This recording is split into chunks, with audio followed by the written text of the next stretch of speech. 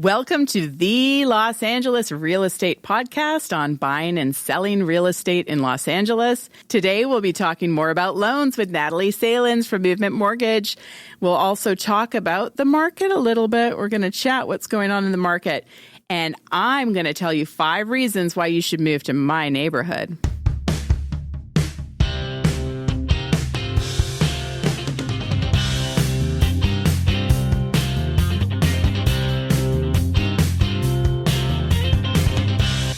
Hey, everyone. Thanks for joining me today. I'm here in the studio with Christian Pedersen, also known as CP. What's up, everyone? He's hanging out with me today, and I've got Mike DeLay in the sound booth. We're at Real Voice LA studio.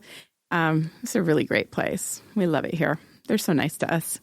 All right, so let's get into real estate. I've got Natalie Salins from Movement Mortgage.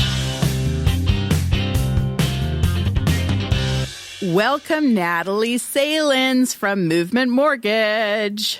Hi. Hi. I'm so glad you could come on the podcast again, Natalie. My pleasure. I always love talking to you about mortgages. So Natalie is with Movement Mortgage. She is a lender and can get you a loan. Natalie, let's talk a little bit about the market right now. So what is going on with rates? So rates are low. They have continuously moved lower all of 2019. We are being told that the Fed is most likely going to lower them at some point again this year when they meet, and that they will most likely continue to hold where they are now, which is a beautiful spot. We're like high 3s, low 4s. On some products, we're even mid 3s. And then most likely they're going to continue to shift down slowly throughout 2020 is what they're saying. We can never, say Predict. for sure, but that's the trend. Yeah. Wow. So, and what are you finding for first-time home buyers, say somebody that has okay credit, not great, or is it easier for people to get a loan now than it was? Absolutely. There are so many new products that are what we call non-QM products. So maybe not what we call A+ sold on the open market products, but so many different kinds of bank statement only. I've got loans 15% down with FICO scores of 620 up to like $2 million. Wow. So lots of different investors out there willing to spend money on less, A paper loans. Wow. So basically, if somebody has the income, there's different ways to show it, right? You have 2 years of tax returns, or you can show your business income. So there's a lot of different people giving loans for all sorts of different situations, basically. Exactly. And then the guidelines have gotten way less strict. Right. So when people are looking online and they're looking at all these various websites and they're seeing these different things, so that for someone who's never bought a house before, never gotten a loan before, there's the ARM, there's the conventional 30. Can you just give us an idea of what those different types, what they are? Yeah, sure. So there's something called conforming loans, which are loans in Los Angeles anyway, under a loan amount of $726,000. That falls into like Fannie, Freddie guidelines. That A+ paper, they get lumped and sold in the open market because they are what we call qualified mortgage loans, and those are conforming conventional loan limits. Anything over $726,000 for the loan amount itself, that's considered a jumbo loan, and there are different guidelines that come into play, different investors that will and have an appetite for those kind of loans. The guidelines can sometimes be a little bit more strict. They ask for more documentation, but those are for, let's say, standard paper jumbo loans. Then I've got non-QM loans, which if you aren't a perfect buyer and need to purchase $1 million loan, then I have things available for them as well. Are you finding that jumbo loan rates are actually lower, or are they higher? They're actually lower. shockingly enough, most of the time jumbo, because they take on more risk, it's a higher loan amount, used to have higher rates. But lately, just based on the investors selling them, most of my jumbo loans are lower, like great mid threes to high threes rates for jumbo loans. Yeah, incredible. Are you also finding a lot of people are refinancing now because the rates are so low? They are. A lot of people are refinancing right now to pay off debts or get cash out to maybe purchase another property. So they're pulling money out. Pulling money out of the equity that they currently have. Yes, a lot of that is happening. The people who bought at the end of 2018, almost all of them have a higher rate than what's available right now. So there is quite a bit of that interest. Not as many people are pulling the trigger on that yet. The difference isn't quite enough to make the refi make sense. Right. But a lot of people are refinancing their current debts into the equity. So if you have equity and you have a lot of student loans or just outstanding debts that you've accumulated through the years, you were still able to buy last year, but now that there's so much more equity in the home, we're able to pay off all those debts and put it into the mortgage. Now that rates are lower, they're getting the same rate. They're paying the same amount of money per month, and they're able to pay off, let's say, $80,000 in debt.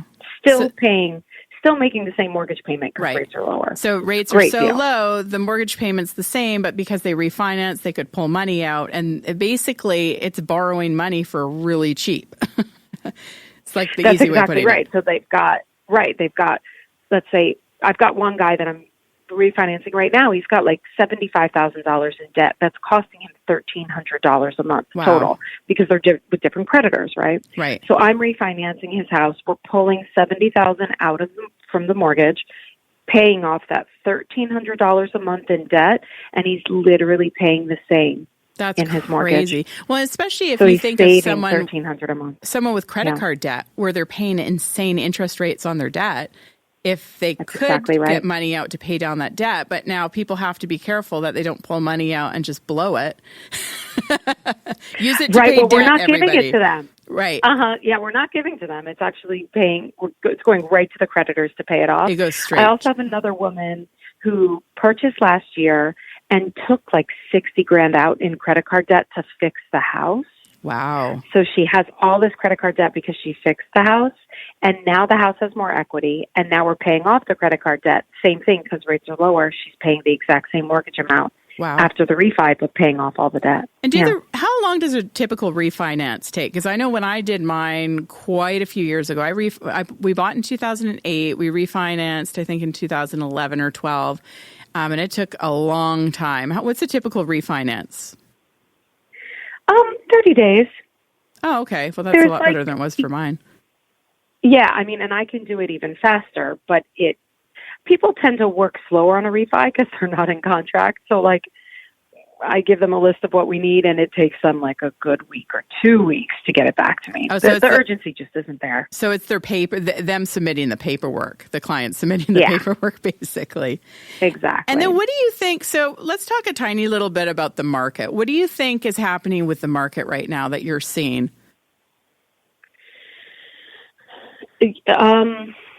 Right now, it's a really strong market still in Los Angeles. Shockingly so. I don't think anyone could have expected at the end of last year and the beginning of this year for the housing market to be where it is right now. Still the same kind of need to purchase, buyers being a little bit more on, let me restate this, sellers being a little bit, having the upper hand still. Still a little less inventory than what we would like to see. Right. I didn't think that the bidding and overbidding and the wars that are still that are happening now would be as strong as they were last year. So we still have, I mean, looking at say Northeast LA, we still have a really low inventory. I mean, it's a little more than it was last year, but it's still really low. And I had a house, we have a house on the market. And we had over 200 people in the house over 2 weekends of open houses in Mount Washington. So there's still a ton of buyers out there. And I actually, a little bump of inventory might be nice so we can actually get some buyers into houses because people, the bidding wars are so frustrating for people that bid multiple offers and still don't get the house. I know. And we really expected it to slow this year, but I don't know if that's something that is ever going to be applicable in Los Angeles. Inventory is probably always going to be a little low compared to the buyers that want to live here. And it's so hard for people to build. Exactly. So it's not like we're getting continuous inventory. Right. We're not getting a whole bunch of inventory. And it seems like there's more and more people moving to LA every day. Exactly. I mean, they say in a city as large as Los Angeles, it's something like we should be creating 200 to 250 new units every year in order to handle the population. And I think Los Angeles in 2018 created 160,000 units. So not grossly anywhere close. Under the normal of what it should be. Yeah. Right. And Natalie, we'll have your information in the podcast notes. So if anybody does want to get a pre-approval letter and has some questions on loans, I'm sure they can reach out to you, right, Natalie? Of course. Anytime.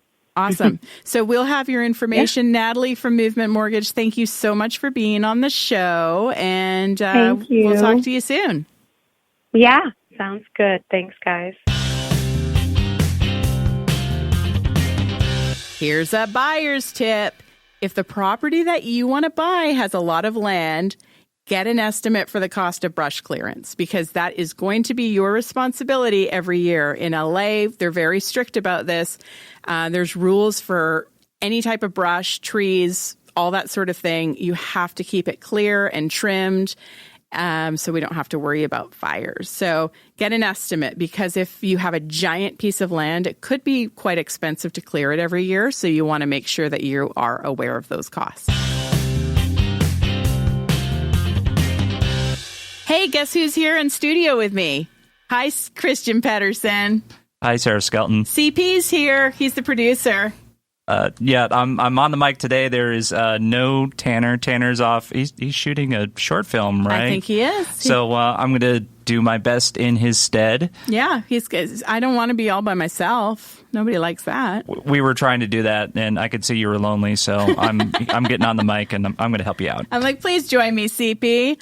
All right, so we're going to talk a tiny bit about the market. Market is fun. So interest rates are crazy low, as Natalie said earlier in the podcast. They're really, really low, and we're not really sure what's going to happen. Nobody ever knows, but analysts are telling us that a recession is a brewing, and some things might happen next year, potentially the year after. And people are always asking me, how is that going to affect housing? So this is what I am telling everybody.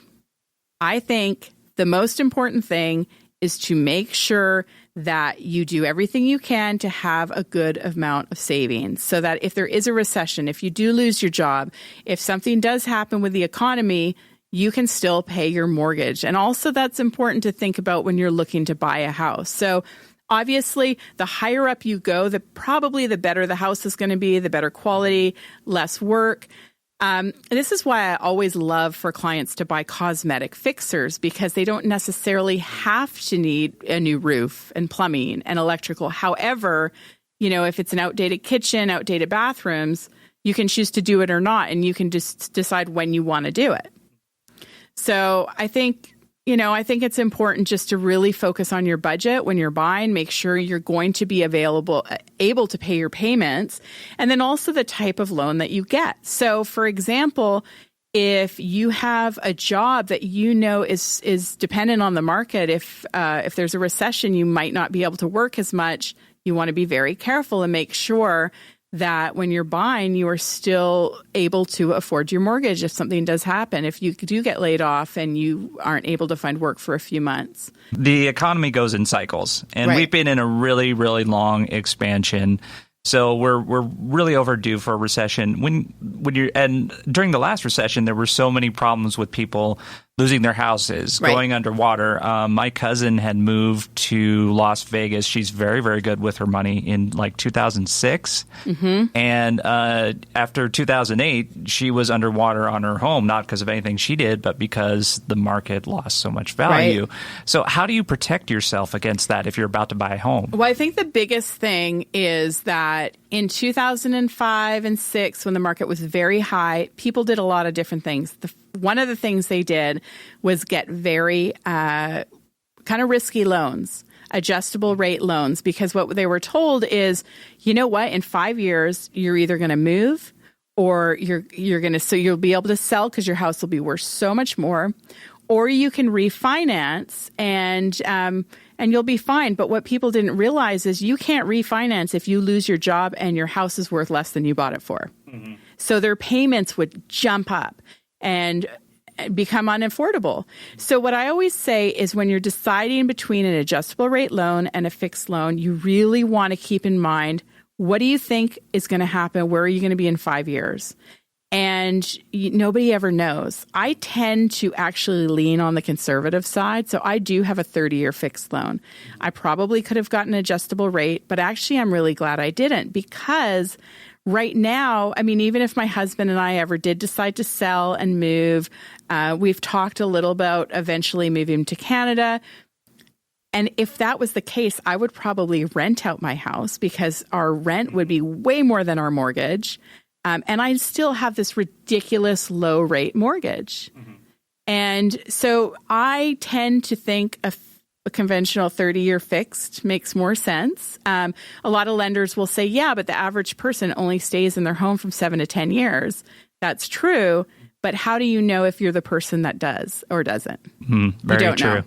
And maybe with the current market conditions, why would somebody maybe want to go with the adjustable rate or a different term So loan? the reason is the rates are lower. So your payment is going to be lower. And somebody will think, I'm not going to be in the house for more than 5 years. I know that for sure. No matter what, before 5 years, I'm going to move, I'm going to sell. Again, you don't really know your circumstances, though. What happens if you get sick? What happens if you lose your job?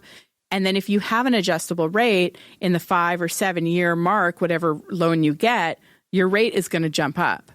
And, and there's usually a maximum that it can go up. So again, just think worst case scenario. If worst case scenario is in 5 years, the rate goes up the maximum amount. What is that going to cost me? And what if at that same time work slows down? Am I still going to have the reserves to figure that out? Will I have family maybe that can help, or do I have savings accounts? So that's just something to keep in mind. And of course, the stock market is super high right now. We don't know what's going to happen. Our analysts are predicting that the stock market will drop next year. Again, nobody really knows. I am not telling you to do anything with or without your stocks. That is all you and your financial analysts or your accountants or whatever. But I just want everybody to kind of keep in mind that when you're buying, there's still risk there. Right. And if your mortgage is less than your rent would be, you're going to be okay. Because definitely. Either way, if you're renting, you're still going to have to pay that rent. And if things get really, really bad, you'll have a property with some equity. Exactly. As opposed to not if you're renting. Right. So something to keep in mind. Yeah, we don't ever know what's going to happen, but keep the news. Okay, here's a buyer's tip. The 9A report. When you're in an escrow, if you're in the city of Los Angeles, your realtor and escrow will order what's called a 9A report, which is the residential property report.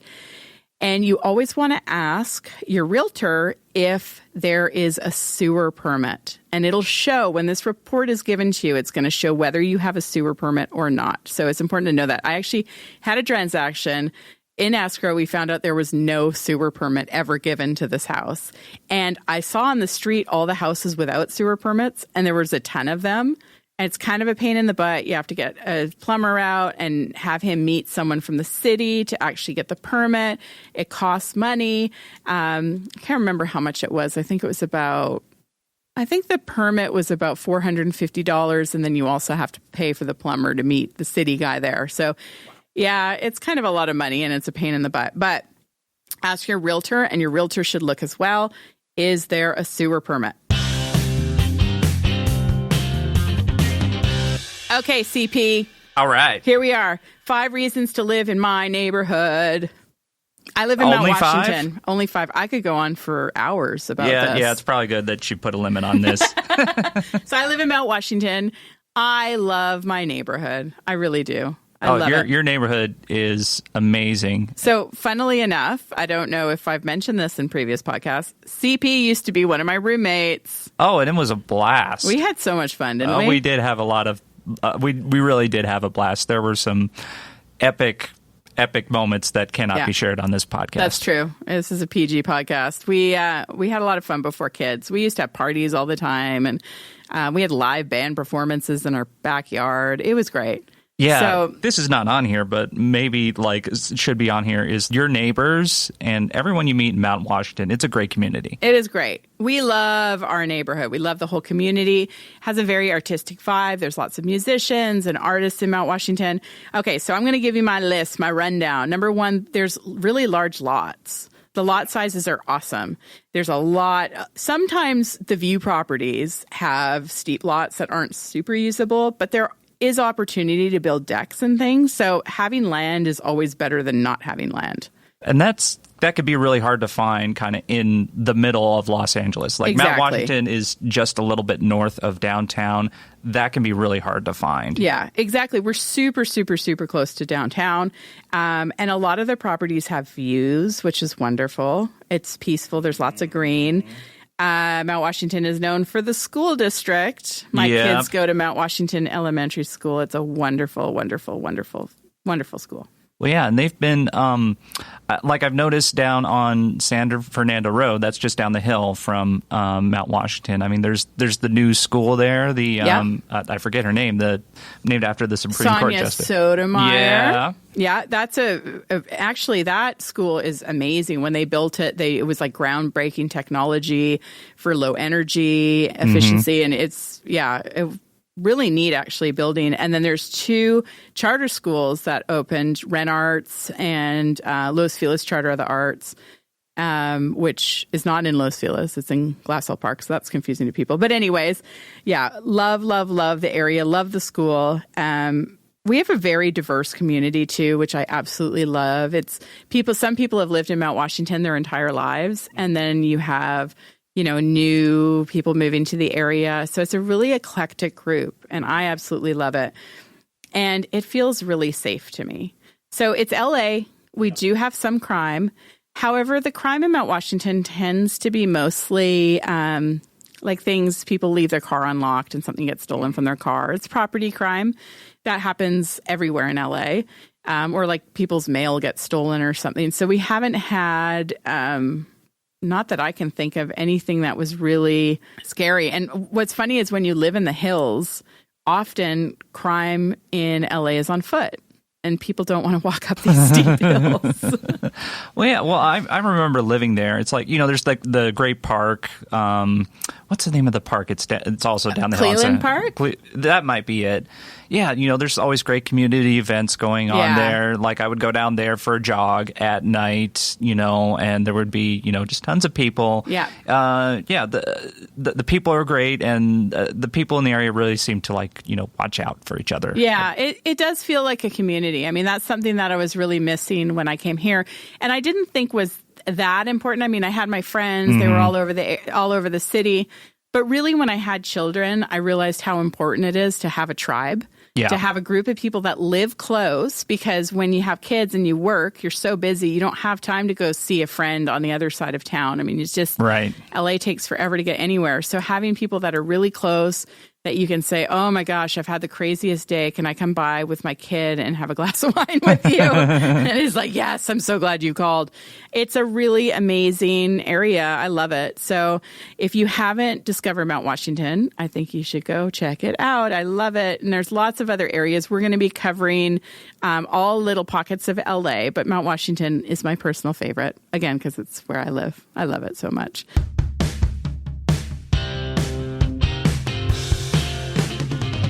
It was really, really great spending this afternoon with you, or morning. I don't even know what time of day it is, CP. I want to thank CP for coming on the show, because otherwise I would have been here talking to myself. That would have been sad. I want to thank all you people listening for putting up with me. Yeah, I miss you, Tanner. We miss you too, Tanner. I miss you. All right. Well, thanks, guys, for joining us. Make sure you follow us on all of the social media platforms. I have these really cool LA podcast travel mugs, coffee mugs, and we're going to be giving some away on social media. So add us. Yeah, and leave us a review on whatever, iHeartRadio, Apple Podcasts, Google Podcasts, Spotify, whatever your flavor is, we're on it. Please leave us a review. It helps us grow the podcast. And but 5 stars only. Yeah, just 5 stars. If you want to leave a 2-star review, just keep walking. We'll let you get away without giving a review. All right, have a great day, guys, and we'll see you on the next episode.